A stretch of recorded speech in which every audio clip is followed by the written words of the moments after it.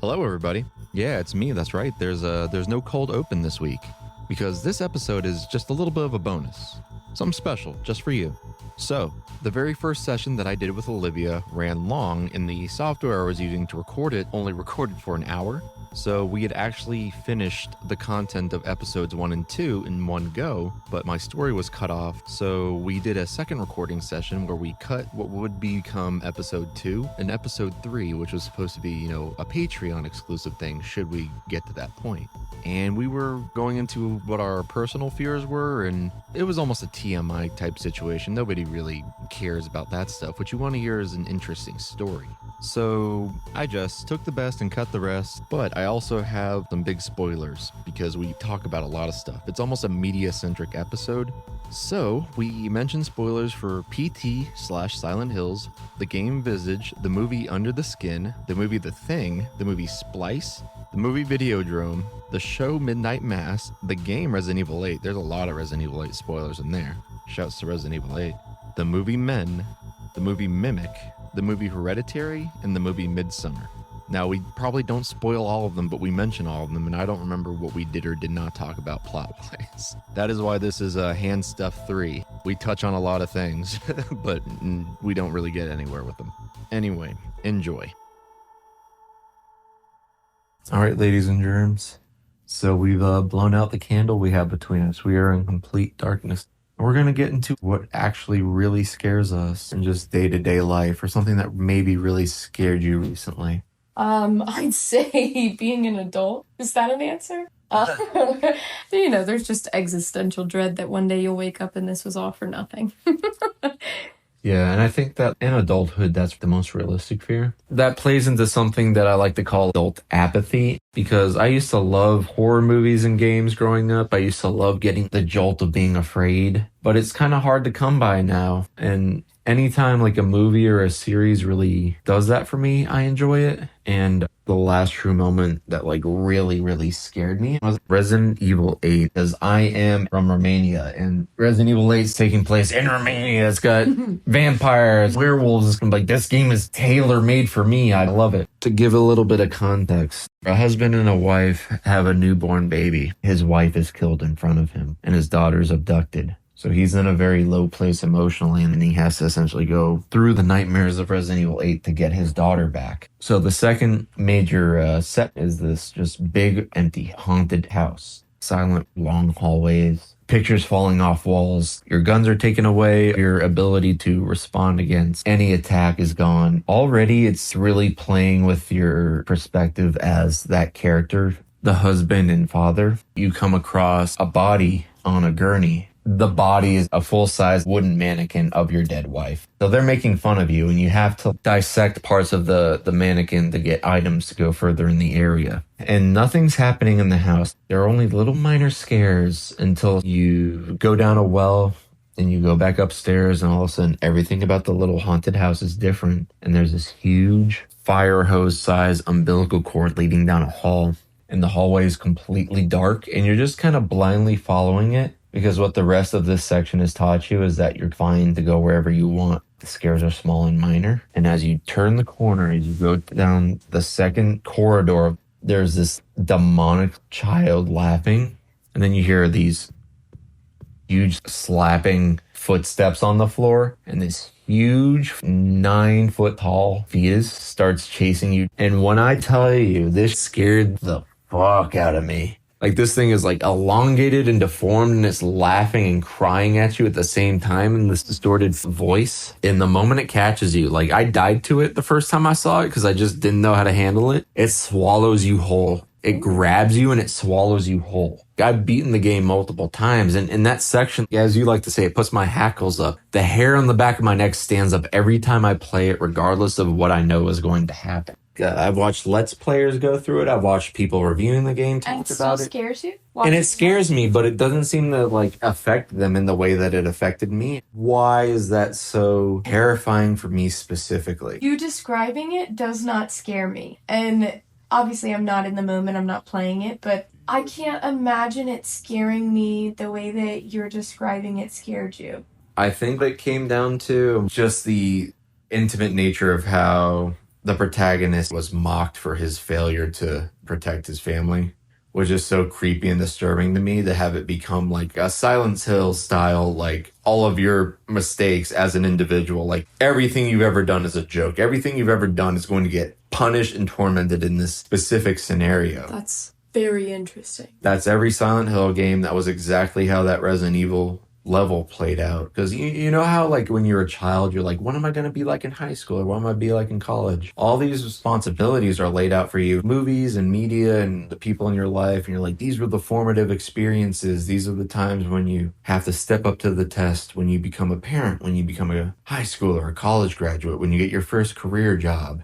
There's always fear, like, what if I lose the job? What if I don't get the promotion? What if I don't do well enough? I know, but I feel like the people who actually end up failing those things don't fear those things. And it's true. Just the way a lot of my teachers, the way my parents prepare me for a lot of things, like, I was over prepared. I know I'll be able to hold a job. I'll be able to cultivate skills. But the unknowns that still exist in my life are creating a family and protecting the family. And the way that everyone talks about having children, you'll never know a love or fear as great as trying to protect a child. Yeah. And I think that was one of the first moments where I was like, your failure is literally coming to eat you and kill you. Or maybe it's just the monster design. Like, that shit is fucking horrifying, son. Like, it might be a couple things there. You'll see it eventually. Like, I'm gonna play it for you soon. I beat the game in 3 hours. I can do this. You know, I'd say it stems further than that, too, though. I wanted to circle back to something you said earlier. I find it harder now to get scared, and I find that when I watch things now with people who do get scared, sometimes I look at them like, you're joking, right? But then there are other moments that their fear scares me enough that... Yeah, you get amped up because you see the fear response in someone else. Right. So I would agree that I lack that now. And I mean, sometimes things are just like scary on a surface level, but they don't really get you like deep below. Yeah. Saw that Men movie? It had some very interesting and like strikingly horror moments. But what the hell? I didn't feel like it was personally talking to me, you know what I mean? Like, it was just a interesting experience. Yeah, interesting's a nice way to say it. And what other... I showed you another scary movie recently. Videodrome with James Woods. It was about the relationship between like what you see on a TV screen and what happens in your mind. Oh, I definitely fell asleep towards the end, but I did see the beginning. Not because it's bad, I guess. No. I just was you're just sleepy. No, what's the one with the bugs? You made me watch that silly, goofy thriller with like the roaches that were in the subway. Mimic.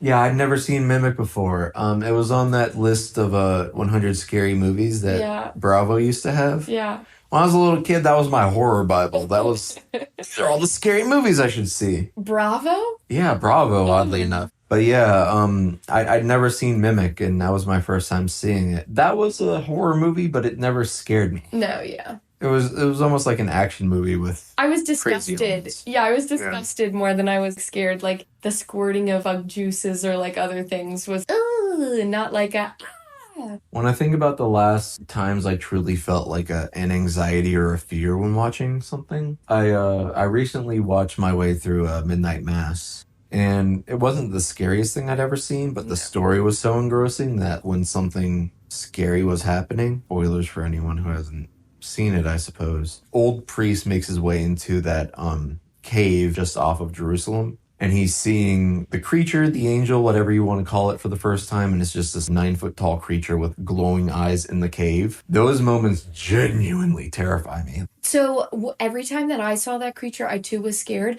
But have you ever seen Splice? I know I talk about it a lot, but with the little creature animal that they raise up, and it becomes a woman, and it seduces the guy, and then it becomes a man and impregnates the woman. Yeah. But it looks like that. Kind of androgynous, and it looks like it could be anything. Like that he's like gray, bald and hairless. Yeah, but a paled, have no thought behind your eyes kind of. Yeah. Every time you can never penetrate what's going on the surface of every time whatever. It walks in the room, you're like, it's an uncanny creature, yeah. Yes, it's that unpredictability. That kind of thing scares me. Yeah, like a creature where you can't discern where its actions or intentions lie. Yes. Or a creature I can't discern where it came from. Like, I showed you the thing, right? That Yes. It was like a monster hiding amongst people. Yeah, it wasn't as tangible. You were trying to, yeah. Yeah. If it's clearly like a creature from another realm, that's I'm going to have to make me. you see Under the Skin.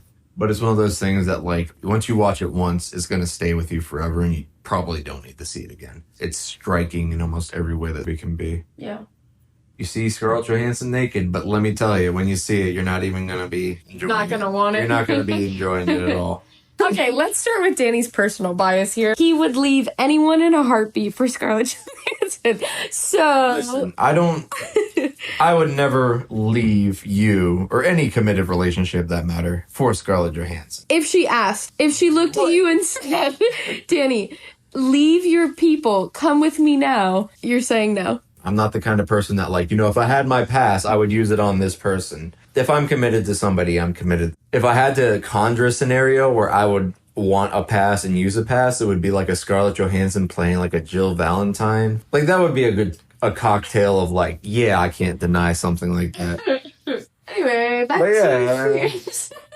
This is about fears. My fears don't have the same kind of weight that they once did. Like, I made it through to the other side, and not to say that I'll be able to do that. It took the mystique away from them, I guess. Yeah. The way that I feel like a child applies imagination to everything they experience, it gets stripped away as you age. Absolutely, yeah. I would agree in the sense that some of the unknowns of the fears were debunked. Like, why I was so afraid of those moments, because I had to live through them, and so the unknown is known, and you no longer fear what you don't know. Definitely still have panic attacks over financial stability and other things, but, like, it's not that completely immobilizing my life is going to end moment. It's just like I gotta get my shit together kind of moment. Yeah, and that's scary and it's outside yourself. It is something you feel as though you have control of. You just need to do a better job of controlling. And I feel like a lot of my fears before were things that I could not control. And not that I can't control my financial stability. It still is a influx of give and take, but it's more in my wheelhouse. I'd say a lot of my fears are the same way, and that Resident Evil thing was just like a stab in the gut out of nowhere. It's funny, Resident Evil 8 hit me really hard, but literally the horror game I played right before that had similar impact on me. It's called Visage. It was inspired by the PT Silent Hills demo. I was so looking forward to Silent Hills. It got canceled, but an independent team of producers, Sad Square, was like, that was so dope. We want to do something with it. So they made a whole first-person, like, haunted house horror game. It was more than anyone could have asked for. You know what I mean? Like, they went above and beyond. It was a fantastic game, and it's still kind of an indie, have you heard about it type thing? Yeah.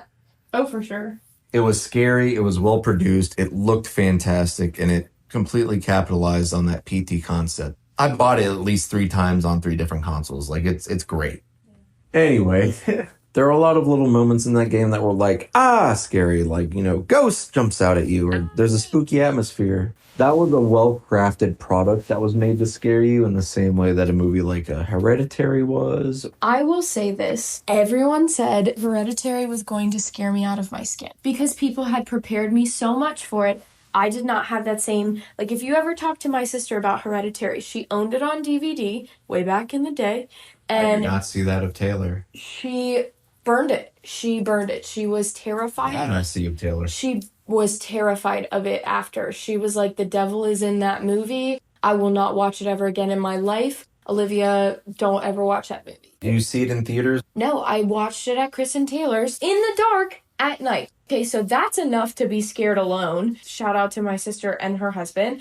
Terrifying house. Really dope in the daylight, but terrifying at night. That's where I watched that movie. And just was not as afraid of most of that movie. I mean, again, I might need to rewatch it. I'll tell you what scared me about it was after the little girl died, her, I don't know if it's her ghost or just some kind of like a representation of her being in her brother's room at night. And him seeing like the figure sitting there and just hearing the... Yeah. Oh, that scared the ever-loving piss out of me. That's enough to make you look around. I was terrified for months that when I woke up in the middle of the night and I saw a figure in my room, I would hear that noise. Now you can be appropriately scared of that movie like the rest of the fucking world. Finally! But why didn't I have that moment when I was actually watching it? I don't know. Maybe it was just not the weight of the theater experience. Maybe it was seeing it with people who told you it was already scary. I remember seeing signs as a kid and being afraid of aliens that night. That scene where the alien was up on the roof, that was a long night up after we got home from that movie. Well, the first time that I went to Chris and Taylor's house, people in my immediate family know that I'm sensitive to energy. So they didn't want to tell me anything about it. So I was just kind of walking through and like feeling the vibe on each room. And we made our way into the living room. There just in general in that place is a very heavy vibe. I don't want to say it's dark, but we had made our way through the kitchen. It starts to get darker as you go through the kitchen into the back room. I could definitely tell that someone had spent a lot of their time back there. You could just feel the energy. But I had no knowledge of any of that stuff before I walked in there. So we walked into a den. It has a fireplace, a little bar. Yeah, it's a very cordial sitting room area. Yes. To give you a little bit of context, it's like pine boards paneled up. Right next to that room is what Chris calls a man cave. It's got his mini fridge and his art setup. It's got all of his games in there. But they were still in the process of moving furniture in and out from what was there in the house versus what they were bringing in. And when I walked in that room, the furniture was just in disarray. And I looked at Taylor and I said, somebody is sitting in that corner. And there was a chair. It was in the right-hand corner, but it was supposed to be in the left. I said it to Chris, and he said, that's where my grandfather died. Now those were some frightfully fun stories. Howdy everybody, it's me, your host Danny, and I wanted to let you in on something special. You might have noticed that when I introduce the show, I say we are the Hometown Horrors podcast. That's because there will always be at least 3 people in each episode. Me, the person who wants to hear a good story, the guest, the teller of a good story, and you, the listener, that takes that story and carries it with you out into the world. And we make up a special kind of trinity. We are the Hometown Horrors podcast. And if you ever want to graduate from listener to guest, reach out to us via our handle on Instagram, hometown_horrors_podcast. Our email is thehometownhorrorspodcast, no spaces, @gmail.com, or via text or phone call at 571-358-8880, which FYI is not my personal number, but give it a ring. I'll get back to you, because if there's anything I've learned from doing the podcast, is that everybody has a story, and that story deserves to be heard. On your number one source for the most spine-tingling, gut-wrenching, insomnia-inducing stories around, the Hometown Horrors Podcast.